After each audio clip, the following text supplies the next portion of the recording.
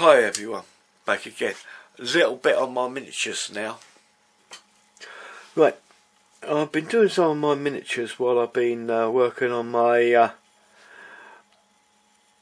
workshop. It's the only thing I can really get in to do any work on it really.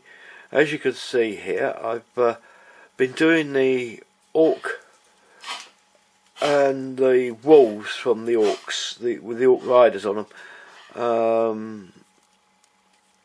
I'm not sure whether they're called wolves, but what I've done is I've looked on the film and they're quite a brown colour on the film, so what I decided to do was I started out with light brown.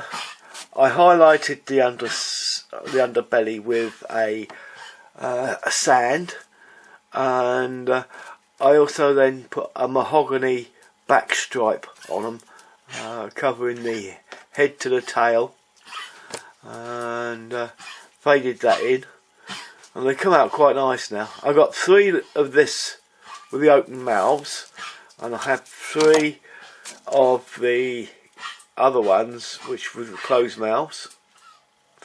Only the 2 stances in it. But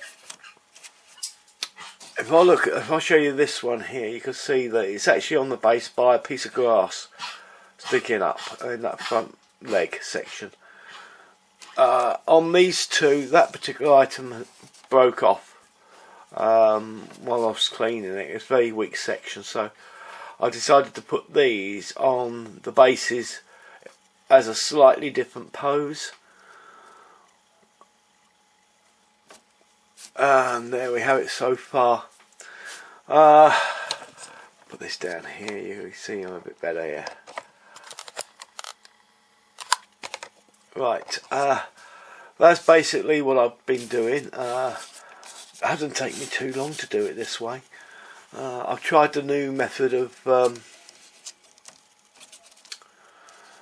using the airbrush to paint these with.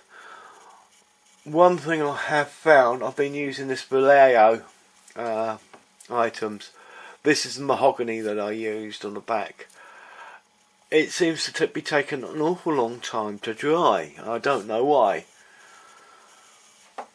But almost each coat I put on here, apart from this last mahogany coat, well, I've done the sand underneath the belly of the beast, lighten that up, and then I put the mahogany on the top, which is the only 2 that I'm able to do together. The others have been so wet they've taken overnight to dry. I don't understand why that is. It's supposed to be quite quick drying, but it seems to be taking an awful long time. Also, what I've done is I used some of the satin varnish which I wanted to try out on this figure here, on the leather coat he's got on the top of him. It seems to work nicely. It's just got that nice sheen to it now. Old worn leather. That's just the other figure I've been trying to. I've also done on the JU88 the German grey is on the inside of this here. I've done a matte coat over the top of the glazing piece on the inside, so it'll matte it down. I masked up the outside and put the German grey on first, so I had it on the inside, and then finished off with the RML blue colour on the bottom of this. This isn't the normal RM blue German, it's the duller blue rather than the brighter one they use. I also put a coat of satin varnish over the top of this, and company's knocking the camera, so excuse me. So that's all done now. I'm just letting the matte paint, the matte varnish dry on the inside, and I'll put that away for final assembly because I'm having that opened with the ladder coming down. Right, I think that's going to be about it for the moment.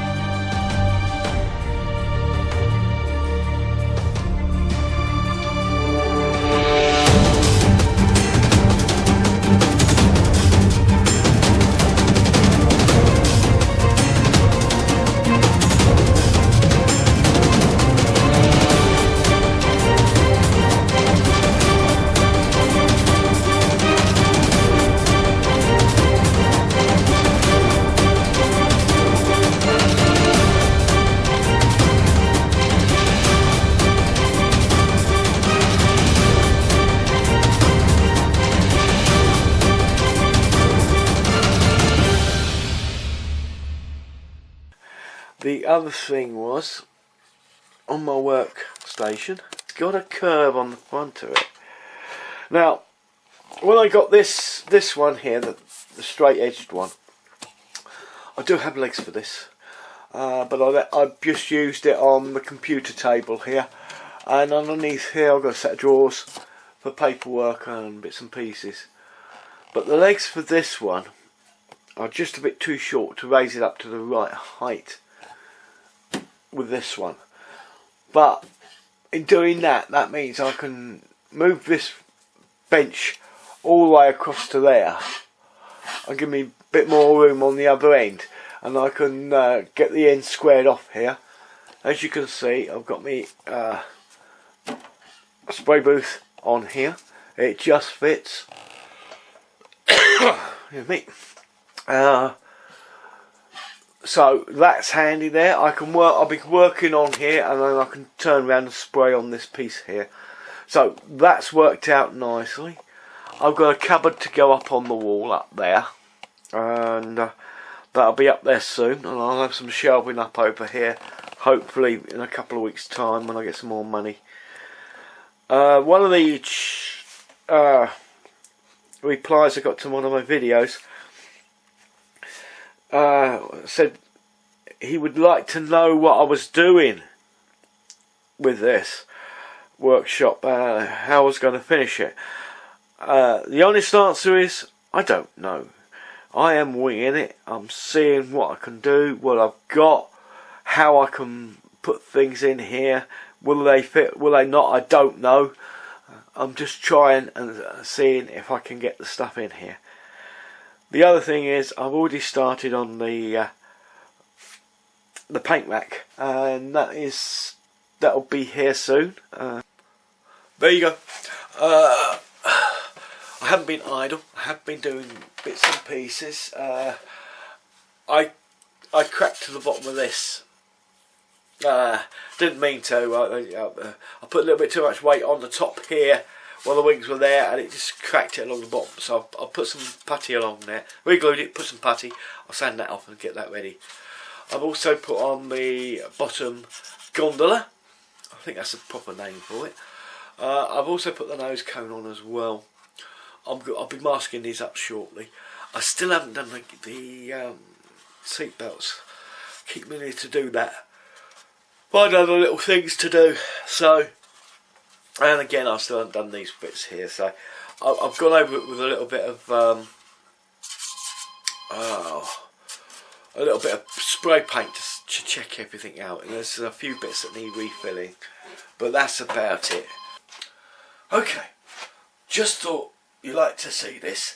I was getting out my model, the JU88 for the bomber through history group build, and I came across my old video camera. It still works, but I have to use this transformer for the battery because I don't have the batteries anymore, and I also have to connect all this lot up to it so I can do my videoing. But it goes straight into my computer, and I can take the video picture onto the computer. Originally, this camera came with a huge video recorder that you had in a bag on this side. Well, I used to have it on this side of me, and on this side you had a battery set which was equivalent to a car battery. Not the same size, it was a bit smaller, but it was still very heavy to carry, and the video recorder and the batteries, it balanced itself out, but you were taking a lot around with you. It was a relief to put them down near the field fence where I used to do all the videoing, like the flight line of the RC stuff. I could put the batteries down, I could put the video recorder down, get the camera and do my videoing with that. I'll just show you the camera now. I'll put it on the bench, I'll turn the camera around and give you a close-up of the actual camera. Right, here's the camera. As you can see, a huge great chunk of a thing. You used to be able to get videos cameras like this that had a tape in the side of them, but this one doesn't. It has a separate video recorder, but that's long gone. The heads went on it, and then the batteries themselves gave out, but I could still use it with the power supply onto my PC. And just for comparison's sake, there's the JU88 that I was pulling out, and you can see it's virtually the same size as the box. It's just a bit fractionally smaller. I'll put the tape on it. You can see that it's 13.5 inches, and in metric terms it's 340 millimeters, or fractionally over 340 millimeters long, and the actual camera body itself is 5 inches, 120 millimeters by 6¼ inches, and it's 160 millimeters, as you can see here. But if we come in a bit closer here, you have a manual focusing here.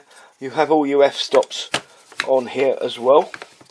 You've got your light meters here and here, automatic and manual, day and night, sunshine or in day for bulbs. You have your iris control here, and the standard white balance and auto white balance on there. On the top of it, you can see you've got a motorized control for the focusing as well. Also, I've only got one on here at the moment, but that's the mic. I can put a stereo mic in here as well. I also have a light fitting up here, so I can put a light on it for filming in darkness. You come back round here. This is the connection to my computer. Quite a lot of connections there for it. And that side there is nothing. It just says JVC on the side of it. And something else, you've got your eyepiece here, as you can see, which we'll be looking through. You can open that up and actually look in the screen itself down there. So you can have it both ways. You can hold it like this and video it, or you can put this down and hold it up to your eye and do your videoing that way. So it's a pretty hefty lump. I don't know what the weight is. It's probably about the same as a bag of sugar in comparison. This also, you can take your handle off, and you've got to fit in there for a tripod as well, which I used to use a lot because of the weight of the camera. And you've got the trigger just here as well. So really a nice camera actually. The only thing is it's not portable anymore like it used to be, and I could still use this, and I think I might set this up to see what the quality of the video is like compared to the new JVC camera that I have, that I'm recording with now. So for now I'm going to say thanks for watching, see you all soon, bye for now.